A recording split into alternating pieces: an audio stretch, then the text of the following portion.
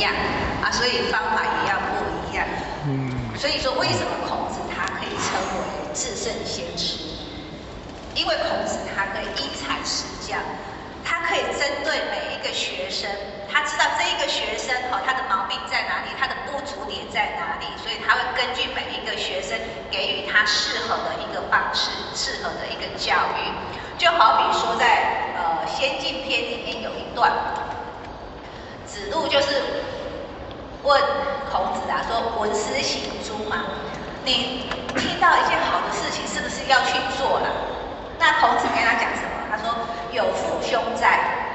他跟子路说有父兄在了如之何其闻思行之？他说你还有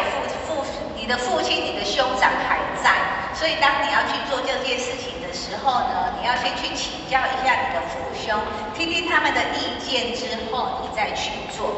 好，那后来又有一个叫冉有的，他也同样去问孔子：闻思行诸？我听到了好的事情，我要去做吗？那孔子跟他说：闻思行之。要你听到你就该去做了。那这个就奇怪了为什么同样的一个问题，不同人来问，答案为什么不一样？所以公西华在旁边听到了，他就觉得很疑惑所以他就问老师了：老师啊，为什么两个人都问同样的问题，那你给的答案都不一样？那孔子就跟他讲因为呢，求也退，故尽之他说求就是冉有说这一个人他比较畏畏缩缩啦，比较没有胆量比较观前顾后，比较容易想东想西的，很多事情都犹豫不决啦所以我跟他说，他听到就赶快去做，不要再想太多，想太多之后呢，他可能就做不了的。那子路就不一样了他说有也坚忍，有也坚忍，故退之子路这一个人，我们都知道他是好勇他是很冲动的一个人，就是好勇过人所以说他这个人太过于冲动了，一股正气上来一股冲动就去做了所以很容易会坏事情，所以才会跟他讲你要先思考一下，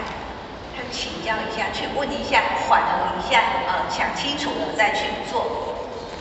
那这是一个很有名的在《论语》里面的一段，其实在《论语》很多都会孔子会针对不同的人给不同的答案所以你看